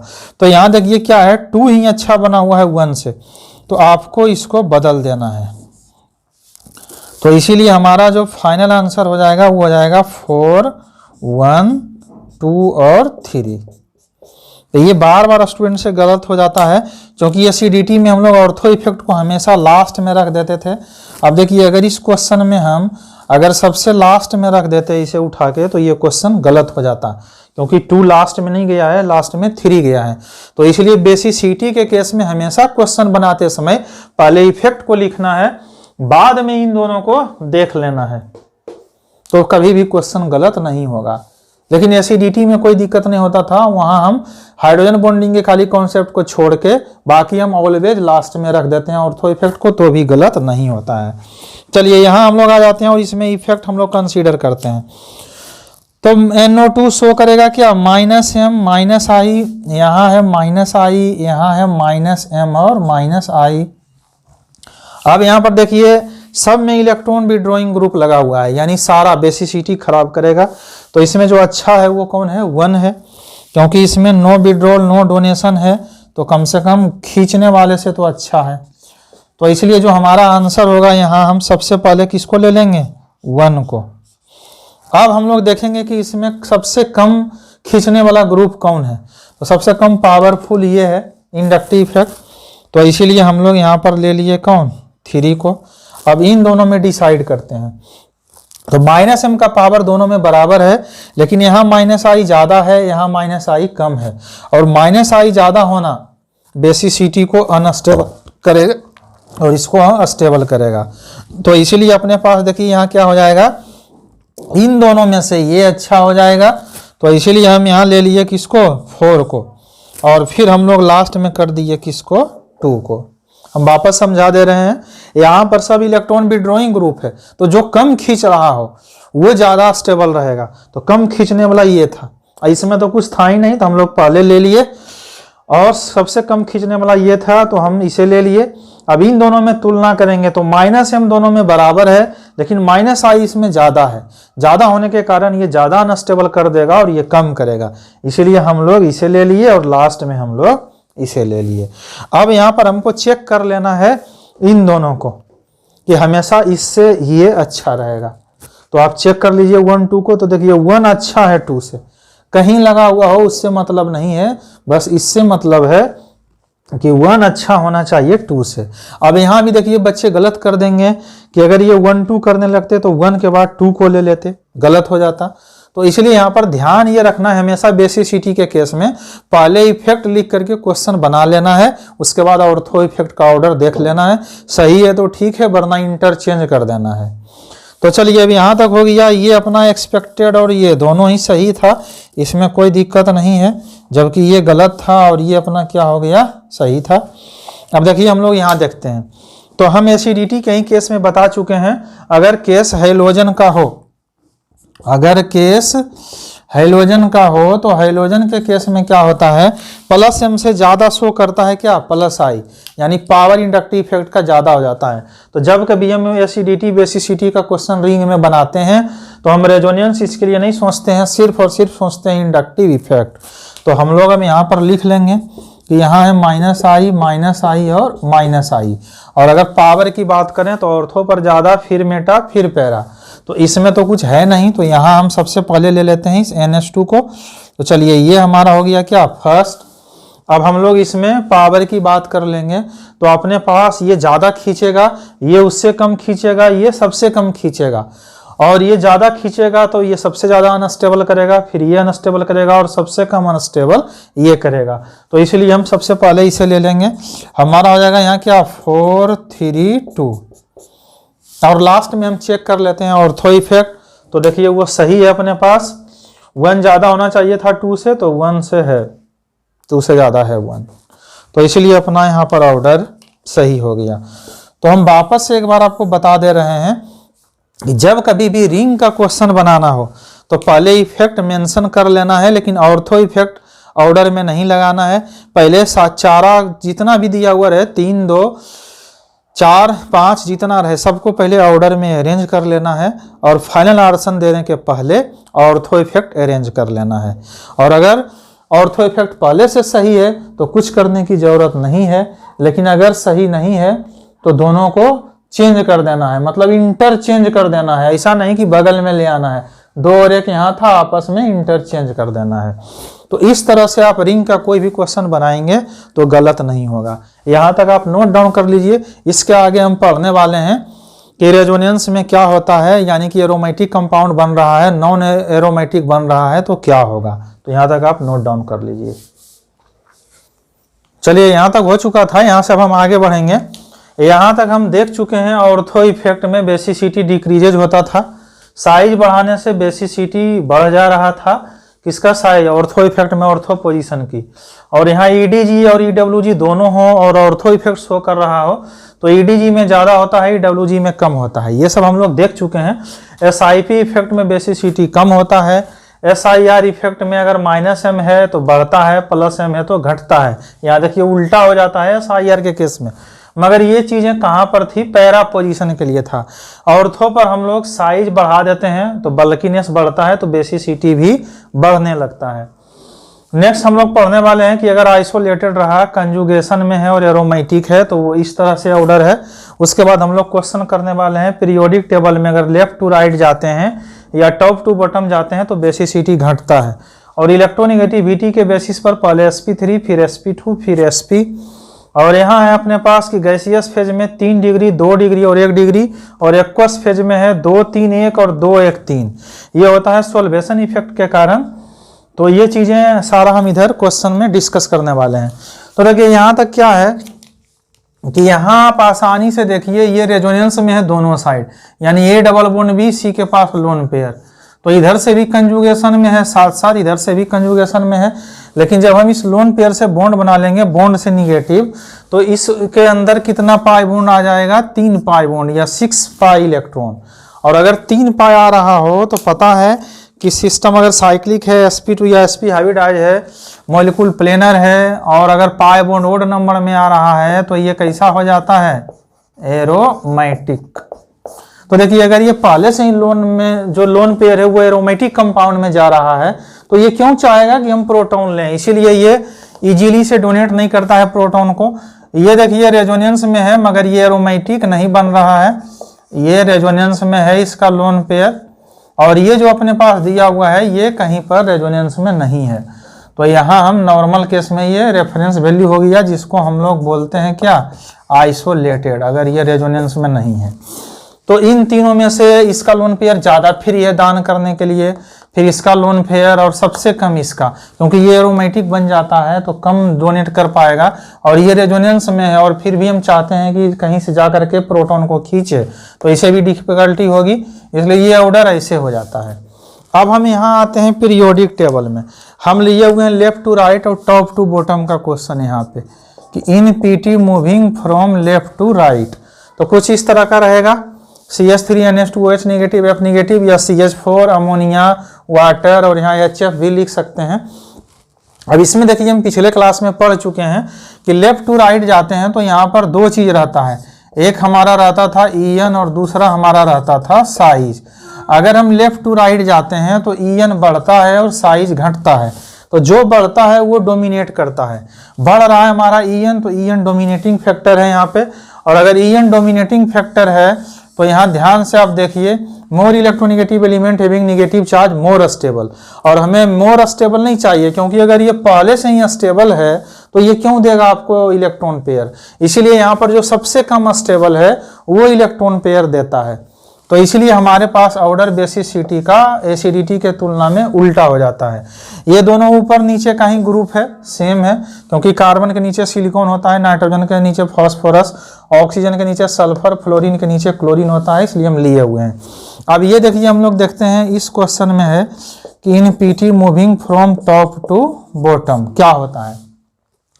तो यहाँ पर देखिए टॉप टू बॉटम हमारे पास क्या है कि फिर से हम वही चीज लेंगे कि यहाँ भी दो केस है हमारे पास, एक है हमारे पास ईएन और दूसरा है हमारे पास साइज।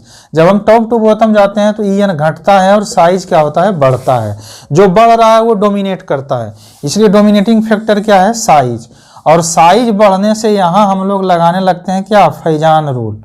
और फैजान रूल में ये हम लोग पढ़ते थे कि अपने पास अगर साइज बड़ा हो और उसके ऊपर निगेटिव चार्ज हो तो वो ज़्यादा स्टेबल है।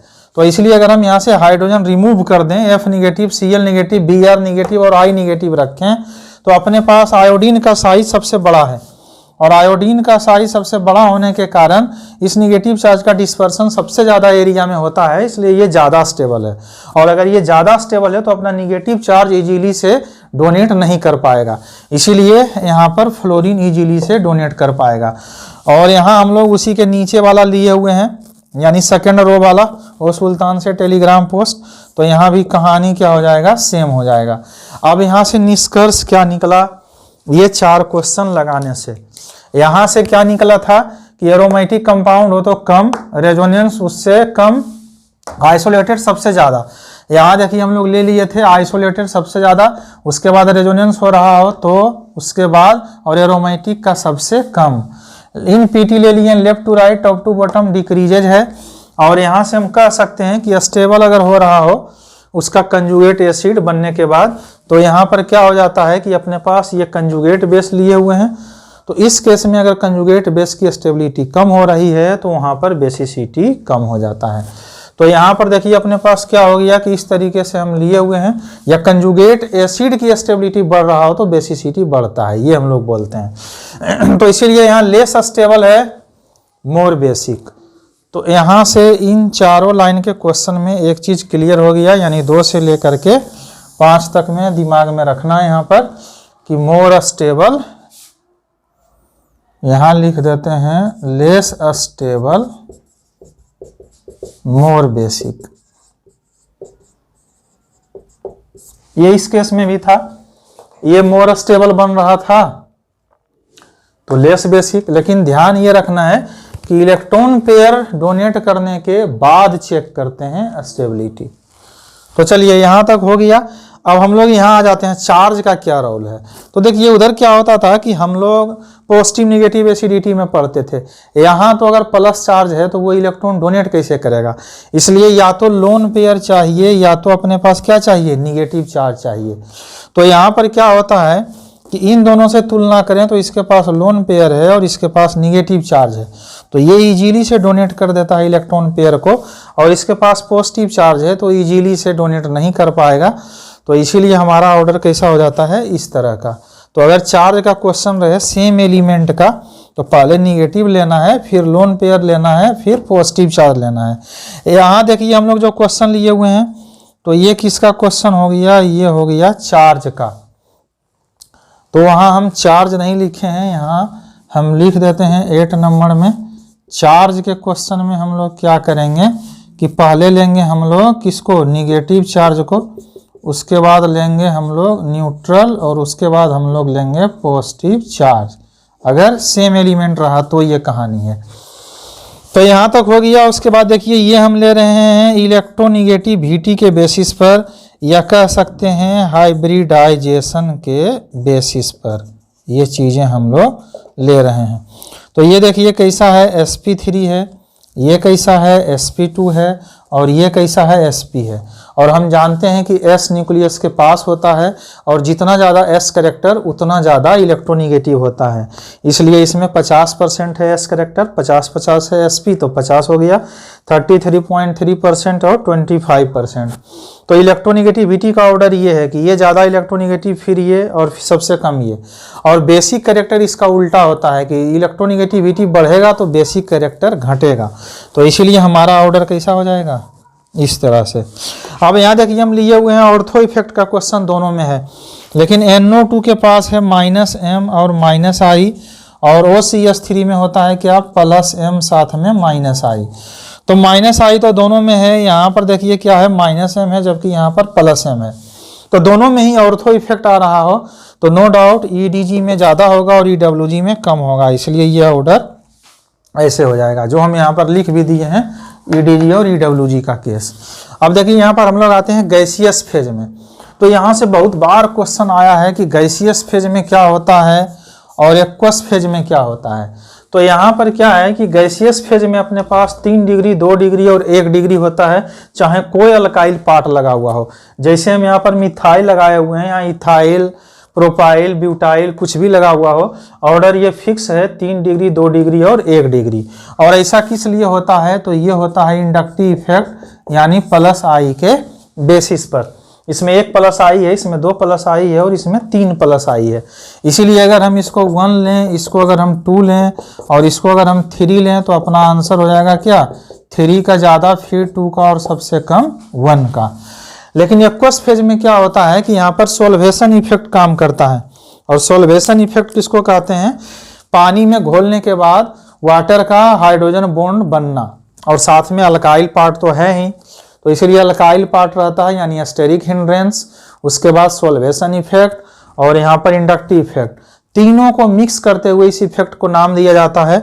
और जनरली जो बोला जाता है कि ऐसा क्यों हो रहा है, अगर कभी क्वेश्चन पूछा जाता है तो यहाँ हम लोग आंसर देते हैं क्या ड्यू टू सोल्वेशन इफेक्ट।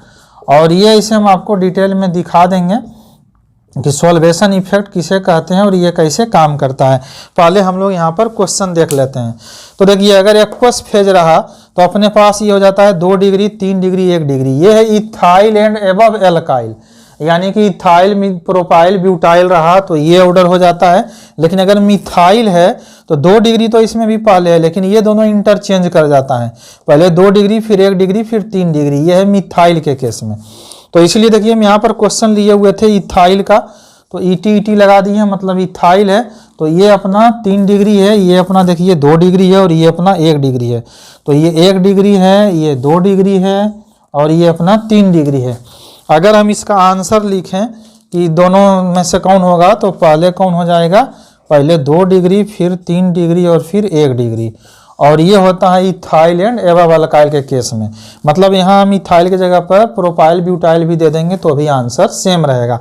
लेकिन अगर हम मिथाइल लगा के लेते, जैसे कि मान लीजिए अपने पास ये था पहला क्वेश्चन, हम यहाँ पर क्या ले लेते कि CH3NH2 ले लेते, और दूसरे केस में हम क्या कर देते हैं CH3NHCH3 कर लेते हैं। उसके बाद हम लोग क्या कर लेते हैं कि CH3 ले लेते हैं, NCH3 और फिर NCH3। तो अपने पास 3 डिग्री हो गया। तो ये देखिए है 1 डिग्री, ये है 2 डिग्री और ये है 3 डिग्री। तो अब अपने पास क्या हो जाएगा इसका आंसर, जब मिथाइल का केस हो तो 2, 1, 3 हो जाता है। इसीलिए पहले आ जाएगा 2 डिग्री, फिर आ जाएगा 1 डिग्री और फिर आ जाएगा 3 डिग्री। ये तो था इसका आंसर कि एक्वस फेज में ऐसा हो गया और गैसियस फेज में ऐसा हो गया।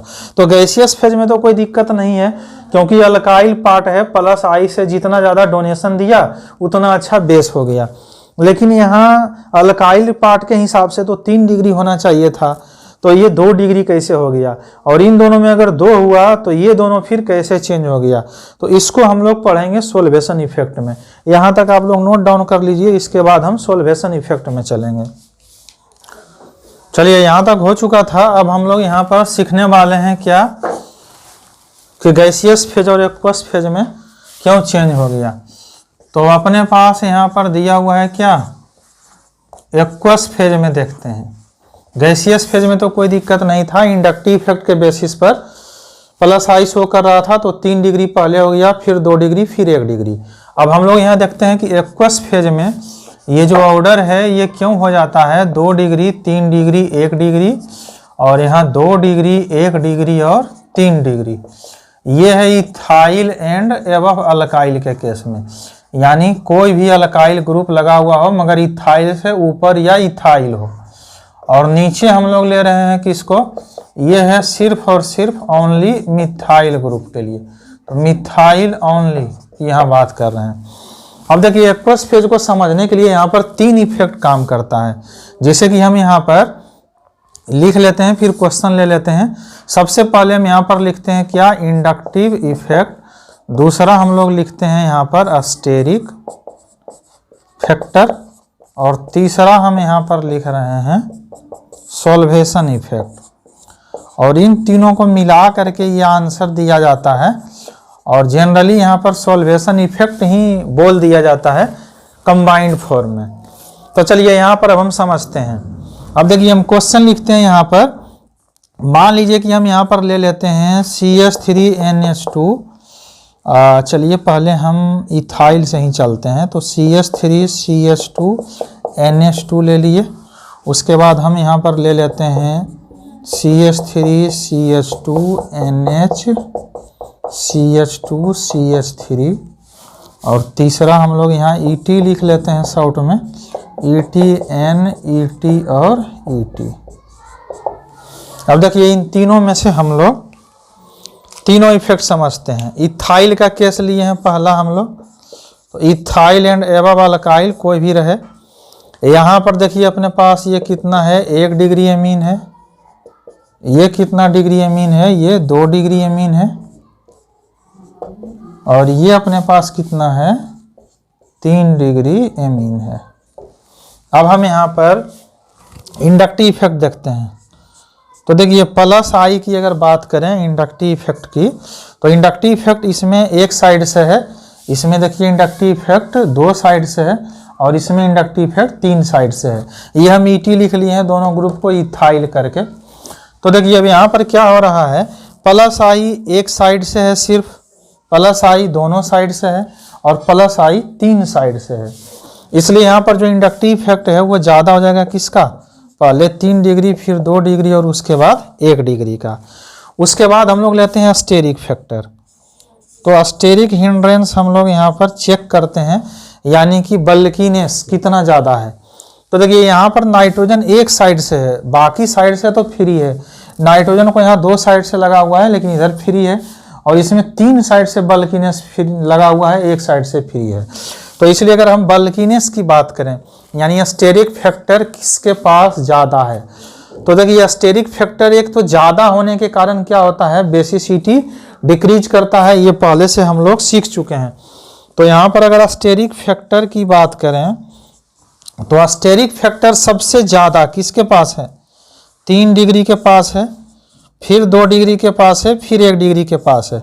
और ये हम पहले से जानते हैं कि अगर बेसिसिटी की बात करें, ये तो था स्टेरिक फैक्टर का, और ये है प्लस आई का। तो हम जानते हैं कि प्लस आई में बेसिसिटी का ऑर्डर क्या होता है, यही हो जाता है। तो यहाँ हम देखिए लिख रहे हैं ऑर्डर ऑफ बेसिसिटी। तो जितना ज़्यादा प्लस आई उतना अच्छा बेस। तो इस केस में ऑर्डर ऑफ बेसिसिटी सही लिखा हुआ है, मतलब ये भी हो जाता है क्या, 3 डिग्री, 2 डिग्री और 1 डिग्री ही। और यहाँ देखिए अगर हम स्टेरिक फैक्टर की बात करें, तो इसको दान करना है, प्रोटॉन लेना है, तो जितना ज़्यादा स्टेरिक फैक्टर बढ़ते जाएगा, लोन पेयर का निकलना उतना ही डिफिकल्ट होते जाएगा। तो ये जो बेसिसिटी का ऑर्डर है वो आ जाएगा क्या, 1 डिग्री, 2 डिग्री और 3 डिग्री। अब आखिरी में बच गया अपने पास कौन सा फैक्टर, सोल्वेशन इफेक्ट। तो अब हम लोग इसे समझते हैं। तो सोल्वेशन इफेक्ट के केस में क्या होता है कि मान लीजिए सोल्वेशन इफेक्ट कहते किसको हैं, पहले वो समझते हैं। तो देखिए सोल्वेशन इफेक्ट का मतलब होता है जब हम इसे पानी में ले जा करके घोलेंगे इन तीनों ग्रुप को, तो इसके पास जो नाइट्रोजन है, जैसे कि हम यहाँ लिख लेते हैं इस तरीके से, मान लीजिए यहाँ ET था और यहाँ है NH2। तो अब हम क्या करते हैं, इस इथाइल ग्रुप को जो NH2 है ये वाटर से H+ लेगा, यानी कि इस तरह से। तो हम इसको यहाँ लिखेंगे क्या, NH3 पॉजिटिव। तो एक हम यहाँ पर लिख दिए हैं, बाकी आप खुद से समझ जाइएगा। तो यहाँ पर क्या है कि 3 H+ है। तो अब क्या होता है कि जो वाटर के मॉलिक्यूल हैं और जो ऑक्सीजन है, तो यहाँ से तीनों ही साइड से हाइड्रोजन बॉन्ड इसमें बनाएगा। तो हाइड्रोजन बॉन्ड बनाएगा इस तरीके से। यहाँ हम देखिए इसको भी लिख देते हैं। तो सारा खींचने की ज़रूरत नहीं है, अब समझ में आ गया होगा किसको कहते हैं सॉल्वेशन इफेक्ट। पहले वो पानी से हाइड्रोजन लेगा तो अपना H+ ले लिया, यहाँ पर पॉजिटिव चार्ज आ जाएंगे। तो देखिए सिंपल है, पहले से 2 हाइड्रोजन था अब 3 हो जाएगा, तो 3 हाइड्रोजन बॉन्डिंग काम करने लगेगा। पहले से यहाँ 1 हाइड्रोजन है, जब ये एक और हाइड्रोजन ले लेगा तो यहाँ पर 2 हाइड्रोजन बॉन्डिंग काम करने लगेगा। और यहाँ पर एक भी हाइड्रोजन नहीं है, लेकिन जब हम एक H+ ले लेंगे वाटर से तो 1 हाइड्रोजन रहेगा। तो जैसे ये 3 हाइड्रोजन बॉन्डिंग काम कर रहा था, यहाँ पर 2 करने लगेगा और यहाँ पर 1 करने लगेगा। तो हम देखिए यहाँ पर लिख लेते हैं सॉल्वेशन इफेक्ट का जो मेन थीम है। यहाँ पर अब हम डायरेक्ट लिख रहे हैं कि अपने पास हाइड्रोजन बॉन्डिंग किसमें सबसे ज़्यादा हो गया, तो सबसे ज़्यादा हो गया हाइड्रोजन बॉन्डिंग 1 डिग्री में, फिर हो गया 2 डिग्री में और फिर हो गया 3 डिग्री में। और हम जानते हैं कि अपने पास अगर हम बेसिसिटी का ऑर्डर देखें और हम हाइड्रोजन बॉन्डिंग प्रोटॉन लेने के बाद अगर हाइड्रोजन बॉन्डिंग बन रहा हो तो उसे स्टेबल करता है, इसीलिए ऑर्डर ऑफ बेसिसिटी भी क्या हो जाता है 1 डिग्री, 2 डिग्री और 3 डिग्री। अब देखिए यहाँ पर क्या होता है कि हम मिथाइल रखें या इथाइल रखें, 1 डिग्री, 2 डिग्री, 3 डिग्री में सीक्वेंस तो यही आएगा, पहले सीक्वेंस आएगा ऑर्डर ऑफ बेसिसिटी का। मतलब ये जो हमारा ऑर्डर है ये कैसा है, एक्सपेक्टेड है, कि हम लोग इसे एक्सपेक्ट किए हैं। लेकिन ये 3 है और तीनों में देखिए वेरिएशन है। हम लोग इंडक्टिव इफेक्ट के थ्रू तो 3 डिग्री, 2 डिग्री, 1 डिग्री कर रहे हैं। स्टेरिक फैक्टर से 1, 2, 3 आ रहा है। सॉल्वेशन इससे यानी हाइड्रोजन बॉन्डिंग के थ्रू 1, 2, 3 आ रहा है।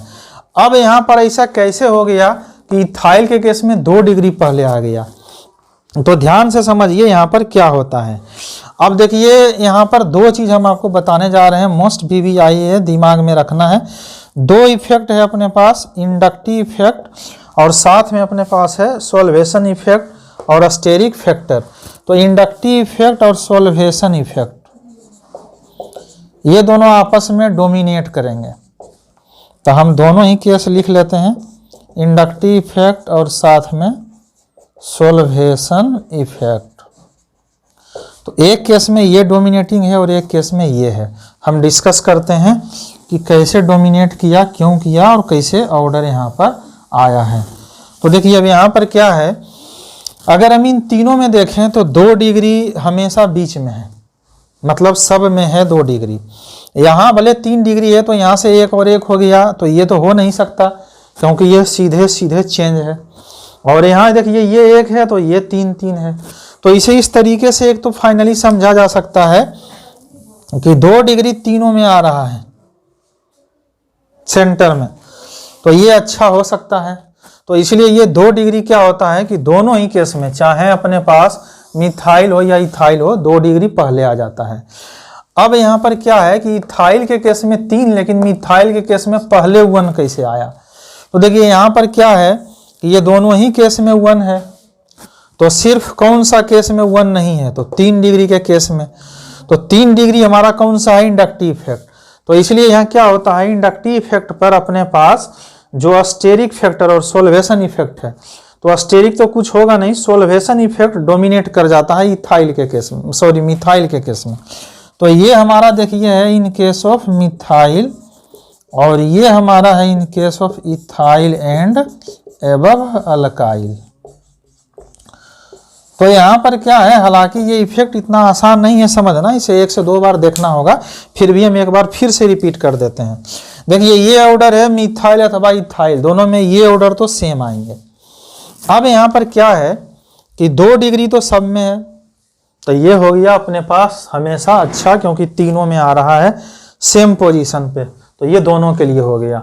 अब सिर्फ इथाइल और मिथाइल के केस में समझना था कि क्यों चेंज हो गया। तो इथाइल के केस में पहले 3 डिग्री आया है, तो यहाँ इंडक्टिव इफेक्ट डोमिनेट कर जाता है सॉल्वेशन इफेक्ट पर, इसलिए अपने पास 3 डिग्री आ जाता है। लेकिन जब मिथाइल का केस हो तो मिथाइल के केस में सॉल्वेशन इफेक्ट डोमिनेट कर जाता है, इसलिए पहले 1 डिग्री आ जाता है। हालांकि अगर आपको कभी भी क्वेश्चन पूछा जाए कि ऐसा क्यों हो रहा है, तो सिंपल हम यहाँ से आंसर देते हैं जो चॉइस में रहता है कि ये केस हो रहा है ड्यू टू सॉल्वेशन इफेक्ट। और सॉल्वेशन इफेक्ट क्या है, तो उसको समझने के लिए हम लोग इसे पढ़ते हैं। तो चलिए यहाँ तक आप नोट डाउन कर लीजिए, यहाँ के बाद हम आगे बढ़ेंगे। चलिए यहाँ तक हो चुका था। अब हम कुछ क्वेश्चन लिए हुए हैं इसके बाद का। तो देखिए सोल्वेशन इफेक्ट के बाद हम लोग यहाँ देख रहे हैं इस तरह से नाइट्रोजन का लोन पेयर है और यहाँ ऐसे है। नॉर्मल केस में लगेगा कि एक तो ये 3 डिग्री है तो ये भी 3 डिग्री है। अब यहाँ पर बहुत सारे ग्रुप लगे हुए हैं, यहाँ भी इथाइल है तो लगेगा कि ये फ्री है, इजीली डोनेट कर देगा। तो देखिए ये भी एक तरह से पूरी तरह से सेपरेट है एक साइड, और ये पूरी तरह से फ्री है डोनेट करने के लिए, जबकि इसमें तो कहीं ना कहीं एमीन इन्वर्जन होगा और ये अनस्टेबल करेगा लोन पेयर डोनेट करने के लिए। तो इसलिए यहाँ पर क्या हो जाता है कि इसका ज़्यादा हो जाता है, और ये चीज़ याद रखना है। और ये कैसे हुआ, तो इसमें कम्पैक्टनेस ज़्यादा है। कम्पैक्टनेस का मतलब होता है कि सारा चीज़ एक साइड हो गया और सिर्फ नाइट्रोजन एक साइड है और आसानी से लोन पेयर डोनेट कर देगा।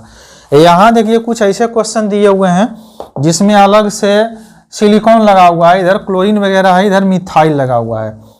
अब इन दोनों में बेसिसिटी हम लोग कैसे डिसाइड करेंगे, तो जब कभी भी नाइट्रोजन के अलावा और कोई एटम दिया हुआ हो तो हम लोग यहाँ से सिंपल इस तरीके से डिसाइड कर लेंगे कि अगर कोई मोर स्टेबल हुआ तो वो हो जाएगा क्या, लेस बेसिक।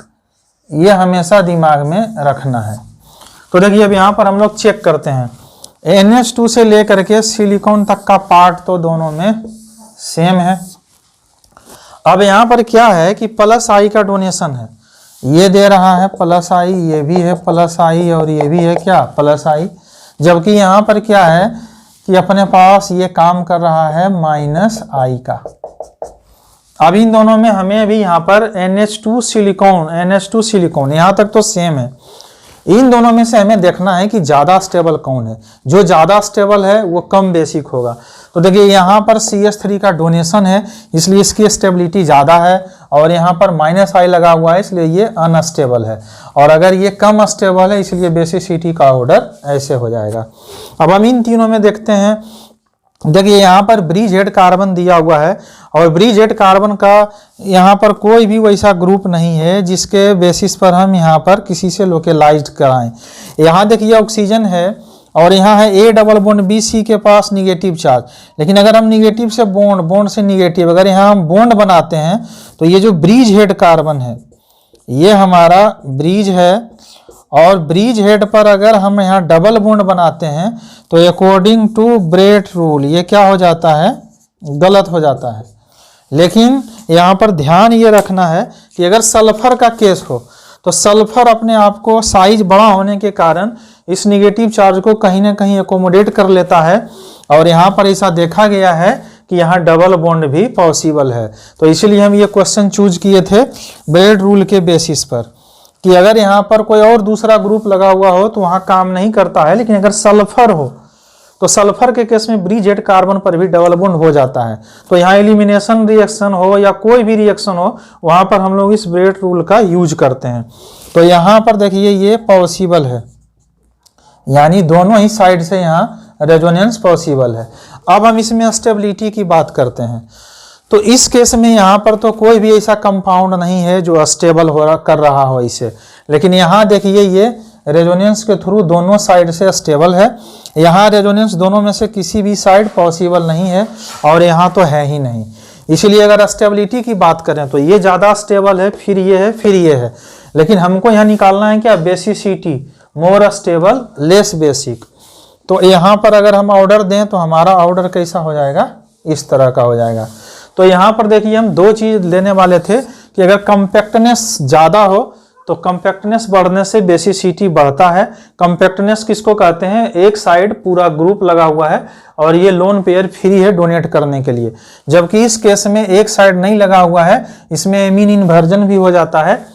अब यहाँ पर देखिए अपने पास क्या है कि हम लोग स्टेबिलिटी से क्वेश्चन बना लिए कि प्लस आई है ज़्यादा स्टेबल है, माइनस आई है स्टेबिलिटी कम हो गया, तो इसीलिए कम स्टेबल ज़्यादा बेसिक।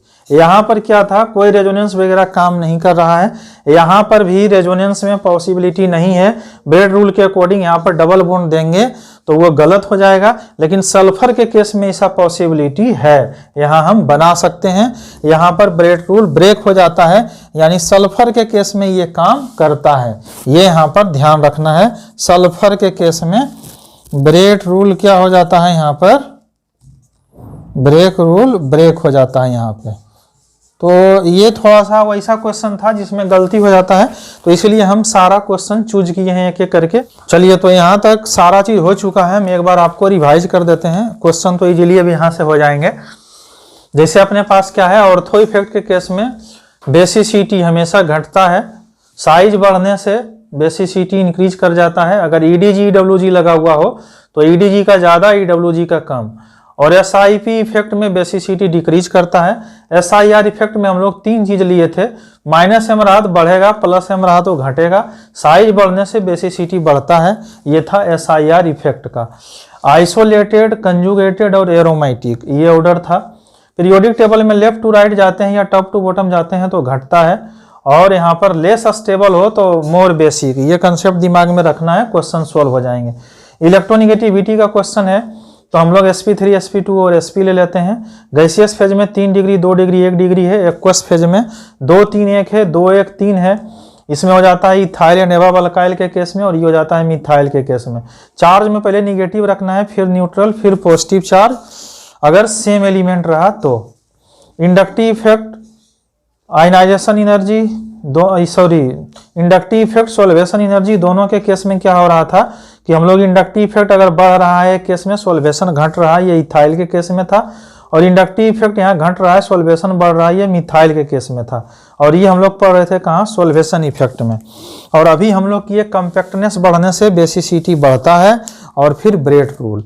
तो ये सारी चीज़ें थी बेसिसिटी में। हमने आपको सारा कंसेप्ट समझा दिया, जहाँ जहाँ एक्सेप्शन आया हमने सारा दिखा दिया। अगर आपको वीडियो अच्छा लगा हो तो चैनल को सब्सक्राइब कर लेना, और भी दोस्तों को इसके बारे में बताना। Thank you.